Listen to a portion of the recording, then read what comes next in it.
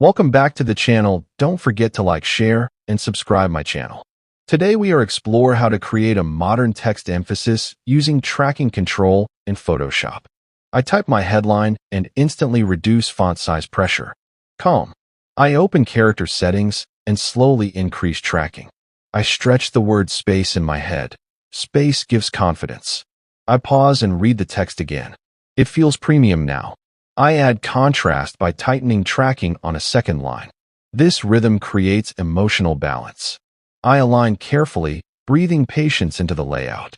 I step back and smile because the text feels intentional. Tracking is not technical, it's emotional spacing. Once you feel that, your typography level upgrades forever. Thank you for watching.